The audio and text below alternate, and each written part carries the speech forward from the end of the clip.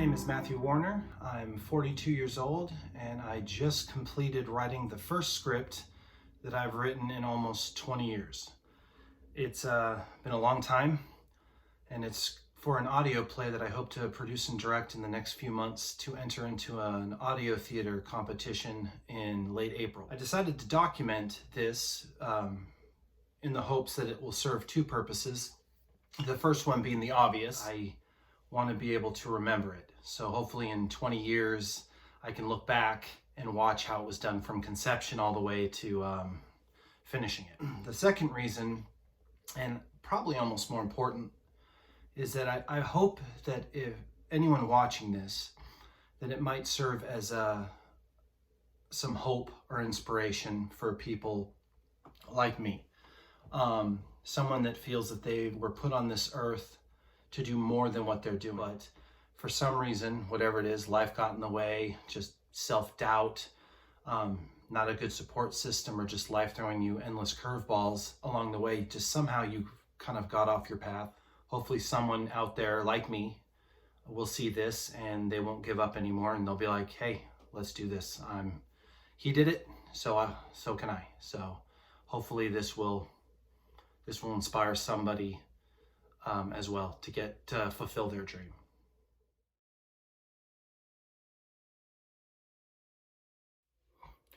So now the obvious question would be, after saying all of that, what do I feel that I was put on this earth for, and how did I lose my way? Well, I think I always longed to be an author. I love telling stories.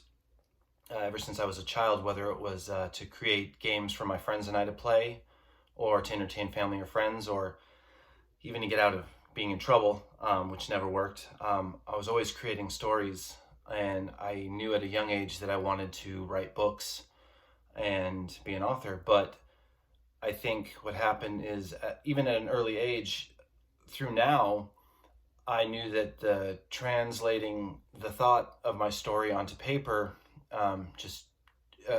would never flow. It was just something I couldn't do. I could not write my ideas down in a way that read like a book, kind of like an author that can't write. That was my biggest struggle growing up. And even in my childhood, teens, 20s, 30s, and even in my 40s, I've attempted to write my stories down, but they just still to this day just don't flow. And so at an early age, I decided that I needed to find other ways of telling my stories. And for a time, I wanted to do it through making movies. I was a huge Charlie Chaplin fan starting around the age of 6 or 7. And to me, he was the king of storytelling. This guy wrote, produced, directed, starred, wrote his own music, and he was my god. And so I wanted to be the next Charlie Chaplin. So I would make movies with my friends. And after high school, I went to film school. After film school, I saved money and shot a full-length feature film. But the problem that I had, much like when writing, was that it just never flowed. And I was constantly feeling let down, a little depressed. And I just, after a while, after so long of not being able to tell my stories, I think I finally just in a way gave up, and said that if it was meant to be, it was meant to be. And until that light bulb turns on in my head and I figure out how to tell the stories the way I want to tell them, then I just wait patiently. And that's exactly what I did for many, many years.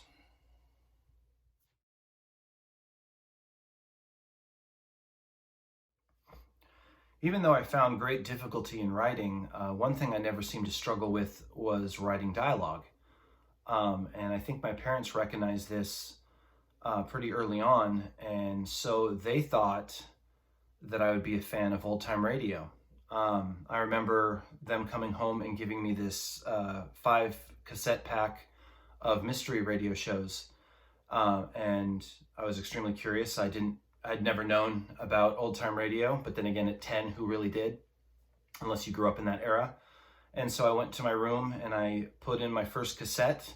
It was called The Haunting Hour, and the episode was called The Bird of Death. and I listened to it and immediately fell in love with old time radio. And I've been a huge fan of old time radio for the last 32 years. I listen to it all the time. And to me, I had finally felt that I had found the way to tell my stories. Here were stories being told strictly through dialogue with the help of music and sound effects. And to me, I felt that I could do this. I had all the confidence in the world and felt that I had finally found my way of telling my stories. But then the reality hit in that radio is a thing of the past, and nobody sat around the radio anymore being entertained listening to old time radio shows. So I was stuck because I felt that I was so close, and yet it was, it was a dying breed or a dead breed or whatever. So I once again felt stuck, and it would take me about 25 years to realize that there still is a huge cult following to old time radio. And with today's technology, with books on CDs and audibles and podcasts,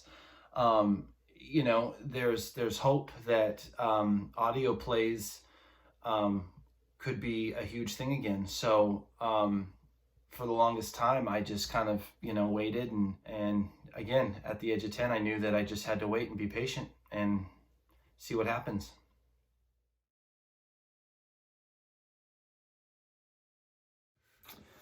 About mid-2018, I joined this Facebook group called Old Time Radio Researchers. And earlier this year, I had been on it reading and surfing around and came across this post that someone had remade an episode of The Shadow with his friends and family, and had produced their own music and sound effects. And then they entered it into this competition called the Seneca ATC.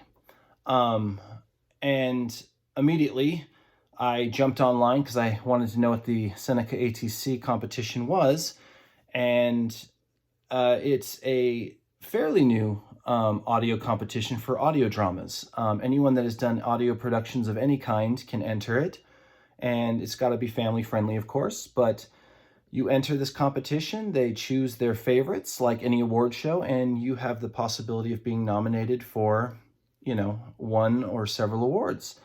And as I was reading this, that light bulb that I'd been waiting to go off finally went off. I remember sitting there and almost out loud saying, "That's it! This is it! This is what I want to do." And right away, what I'd been longing for so long was finally in front of me. So I decided right then and there that I was going to enter this competition and hopefully win an award or a couple. But more importantly, it was just finally a way I can finally do the stories the way I wanted to. And then there's even a way to be acknowledged for doing them.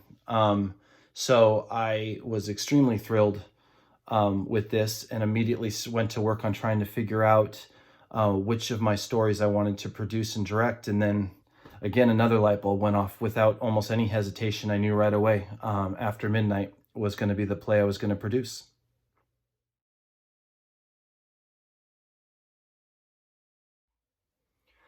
I originally wrote After Midnight the summer between my junior and senior year in high school, and have danced around with this story many times over the last 20 some years.